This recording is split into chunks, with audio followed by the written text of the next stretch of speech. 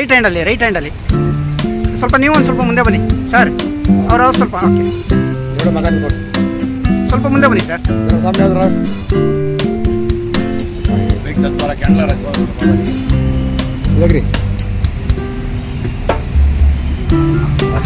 ನೀವು ಕಾಣಿಸ್ತಾ ಇಲ್ಲ. ಕೈ ತೆಗೋಣ ಹಾಂ ಫೈನ್. ಇನ್ನೊಂದು ಯಾರಾದರೂ ನೀವು ಡ್ರೈವರ್ಸ್ ಯಾರಾದರೂ ಬನ್ನಿ ಒಂದಿಬ್ಬರು ಸರ್ ಒಬ್ಬರು ಓಕೆ ಸರ್. ಸೈಡಿನ ಇಲ್ಲಿ ನೋಡಿ. ಹಾಂ ಬೆಳಗ್ಸಿ ಓಕೆ,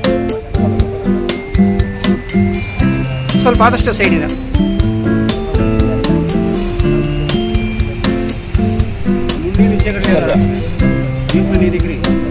ಸರ್ ನಮಸ್ತೆ.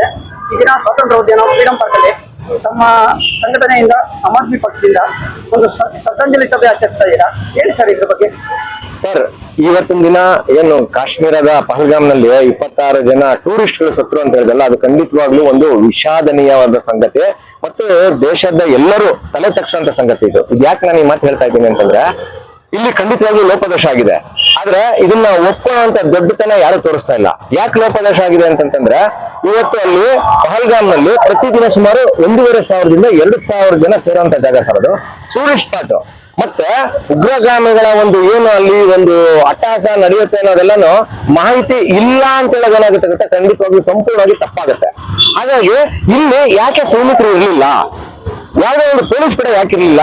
ಇದು ರಾಜ್ಯ ಸರ್ಕಾರದಿಂದ ಆಗಿದೆಯಾ ಲೋಪ ಅಥವಾ ಕೇಂದ್ರ ಸರ್ಕಾರದಿಂದ ಆಗಿದೆ? ಖಂಡಿತವಾಗ್ಲೂ ಲೋಪ ಆಗಿದೆ. ಈ ಲೋಪ ಆಗಿದೆ ಅನ್ನೋದನ್ನ ಒಪ್ಕೋಬೇಕು. ಈ ಕೆಸರಾಟ ಏನಿದೆಯಲ್ಲ, ನಾವಿದ್ದಾಗ ಮಾಡಿದ್ವಿ, ಕಾಂಗ್ರೆಸ್ ಅವರು ಉಗ್ರಗಾಮಿಗಳು ಊಟ ಹಾಕ್ಬಿಟ್ರು, ನಾವು ಅಷ್ಟ್ ಮಾಡ್ಬಿಟ್ಟಿದೀವಿ, ನಾವು ಈ ತರ ತಡೆ ಹಾಕ್ಬಿಟ್ಟಿದೀವಿ. ಕಳೆದ 11 ವರ್ಷದಿಂದ ಬಿಜೆಪಿ ಸರ್ಕಾರ ಕೇಂದ್ರದಲ್ಲಿದೆ. ಉಗ್ರಗಾಮಿಗಳ ಅಟ್ಟಹಾಸ ಎಲ್ಲಿ ನಿಂತಿದೆ? ಇದು ಖಂಡಿತವಾಗ್ಲೂ ಲೋಪ ಅಂತಾನೆ ನಮ್ಗೆ ಅನಿಸ್ತಾ ಇರೋದು. ಇದರಲ್ಲಿ ಯಾವುದೇ ರೀತಿ ಸಂಶಯ ಅನ್ನೋದಿಲ್ಲ. ಹಾಗಾಗಿ ಕೇಂದ್ರ ಸರ್ಕಾರ ಪದೇ ಪದೇ ಈ ತಪ್ಪು ಮಾಡೋದು ಖಂಡಿತವಾಗ್ಲಿ ಅಕ್ಷಮ್ಯ ಅಪರಾಧ ಇದು. ಮತ್ತೆ ಇದಾಗಿದ ಕೂಡಲೇ ಪ್ರಧಾನಿಯವರು ಬಿಹಾರದ ಒಂದು ರಾಜಕೀಯ ಒಂದು ಪ್ರಚಾರದಲ್ಲಿ ತೊಡಗ್ತಾರೆ. ಇದೆಲ್ಲ ಏನು ಅಂತಂದ್ರೆ ಸಂಶಯಕ್ಕೆ ಎಡೆ ಮಾಡ್ಕೊಡುತ್ತೆ ಸರ್. ಕೊನೆಯದಾಗಿ ಏನು ಅಂತಂದ್ರೆ, 26 ಜನದ ಜೀವಕ್ಕೆ ಯಾವುದೇ ರೀತಿ ಬೆಲೆ ಕಟ್ಟಕ್ ಆಗೋದಿಲ್ಲ. ಕೆಲವರು ಯಾರು ಹೇಳಿದ್ರು, ನಾವು ಅವ್ರ ಮಕ್ಕಳು ಓದಿಸ್ಬಿಡ್ತೀವಿ, ನಾವು 1 ಲಕ್ಷ ಕೊಡ್ತೀವಿ, 1 ಲಕ್ಷ ಕೊಡ್ತೀವಿ. ಸರ್ ಅದೆಲ್ಲ ಹೇಳುತ್ತೆ, ರೀಪ್ಲೇಸ್ಮೆಂಟ್ ಆಗಕ್ ಸಾಧ್ಯನೇ ಇಲ್ಲ. ತಂದೆ ಆದವ್ರ ಫ್ಯಾಮಿಲಿ ಮುಖ್ಯ ಸರ್, ದುಡ್ಡೆಲ್ಲ ಮುಖ್ಯ. ಹಾಗಾಗಿ ಈ ರೀತಿ ಮುಂದಿನ ದಿನಗಳಲ್ಲಿ ಆಗ್ಬೇರೆ ತರ ನೋಡ್ಕೊಬೇಕು. ಇದು ಟಾಲರೆನ್ಸ್ ಏನಂದ್ರೆ 0. ದೇಶದ ಬದ್ಧತೆ ಇರ್ಬೋದು, ದೇಶದ ಪ್ರಮುಖ ಜಾಗಗಳಲ್ಲಿ ಯಾವುದೇ ರೀತಿ ನಾವು ಒಂದು ಏನು ಬದ್ಧತೆ ಇದೆ ಈ ವಿಚಾರದಲ್ಲಿ ನಾವು ಯಾವುದೇ ರೀತಿ ರಾಜಿ ಮಾಡ್ಕೋಬಾರ್ದು. 24/7 365 ದಿನಗಳ ಕಾಲ ಸಹ ನಾವು ಇಲ್ಲಿ ಒಂದು ಸೆಕ್ಯೂರಿಟಿ ಅಂತ ಇರ್ಬೋದು ಅಥವಾ ಪೊಲೀಸ್ ಇರ್ಬೋದು, ಜನರಿಗೆ ರಕ್ಷಣೆ ಕೊಡುವಂತ ಕಾರ್ಯ ಪ್ರತಿಯೊಬ್ರು ಮಾಡ್ಬೇಕಾಗುತ್ತೆ ಸರ್. ಸರ್ ಇನ್ನೊಂದು ಇದೇ ಸಂದರ್ಭದಲ್ಲಿ ಸೂಕ್ತ ಪ್ರಶ್ನೆ ಕೇಳೋದು ಕರೆಕ್ಟ್ ಅನ್ಸುತ್ತೆ ಸರ್. ಯಾವುದೇ ಒಂದು ಪಕ್ಷ ಆಗಲಿ ಸರ್, ಬಿಜೆಪಿ ಆಗಲಿ, ಕಾಂಗ್ರೆಸ್ ಆಗಲಿ, JDS ಆಗಲಿ, ನಮ್ಮ ಪಕ್ಷ ಏನಿದೆ ಆಮ್ ಆದ್ಮಿ ಪಕ್ಷನ ಸೇರಿಸ್ತಾನೋ, ಬಟ್ ಯಾವುದೇ ಒಂದು ಪಕ್ಷನು ಮುಸ್ಲಿಂ ಸಮುದಾಯ ಟೆರರಿಸಮ್ ಅಂತ ಹೇಳಕ್ ಹೋಗ್ಬಿಡ್ರೆ, ಅವ್ರದಲ್ಲೂ ವಿದ್ಯಾವಂತರಿದ್ದಾರೆ ಸರ್, ಹೈಲಿ ಎಜುಕೇಟೆಡ್ ಇದ್ದಾರೆ.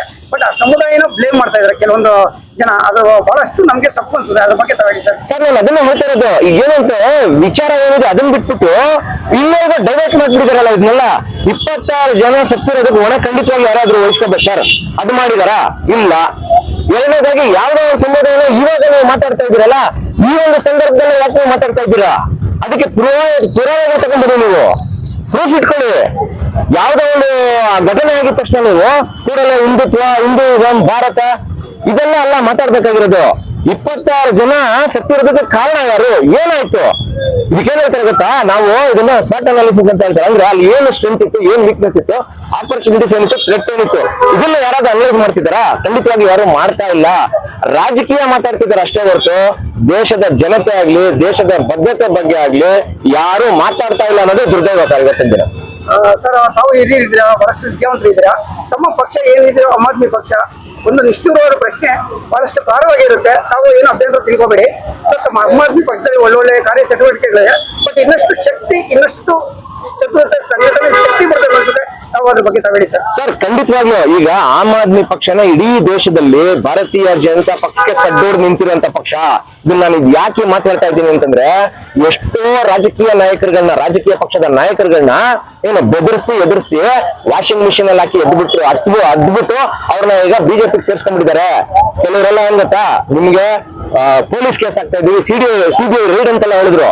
ಏನು ಎದುರ್ಕೊಂಡು ರಾತ್ರಿ ಅವ್ರು ಯಾವಾಗ ಬಿಜೆಪಿಗೆ ಬೆಂಬಲ ಸೂಚಿಸ್ಬಿಟ್ರ ಅವ್ರ ಮೇಲೆ ಇದ್ದ ಕೇಸ್ ಎಲ್ಲಾನು ಇಲ್ಲ ಅಂತ ಮಾಡ್ಬಿಟ್ರು. ಅದೇ ಆಮ್ ಆದ್ಮಿ ಪಕ್ಷದ ನಾಯಕರಿಗೆ ಯಾವುದೇ ರೀತಿ ನಾವು ಜಗ್ಲಿಲ್ಲ ಬಗ್ಲಿಲ್ಲ.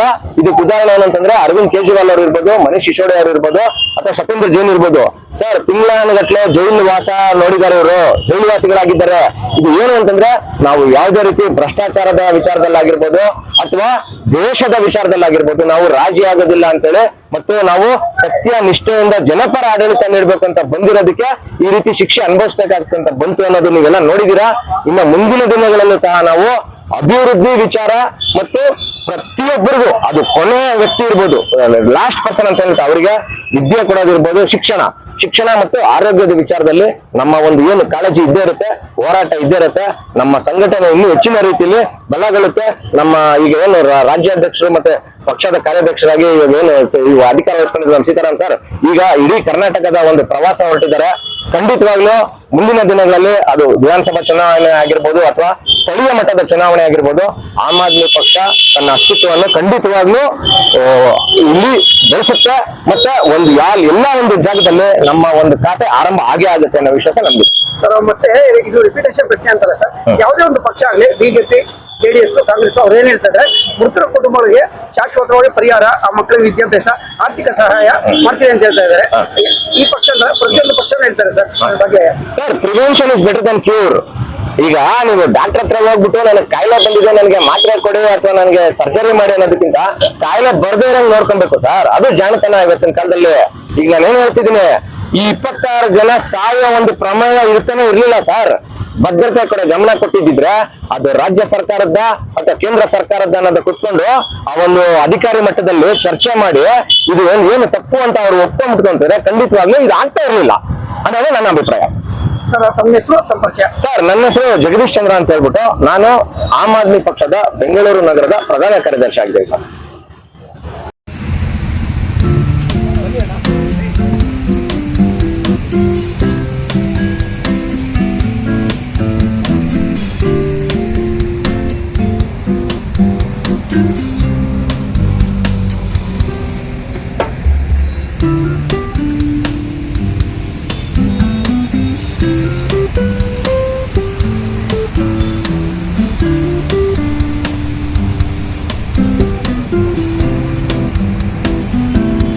ಸರ್, ಹಾಗೆ ಒಂದು ಸ್ವಲ್ಪ ಸ್ಲೋಗನ್ ಹಾಕಿ.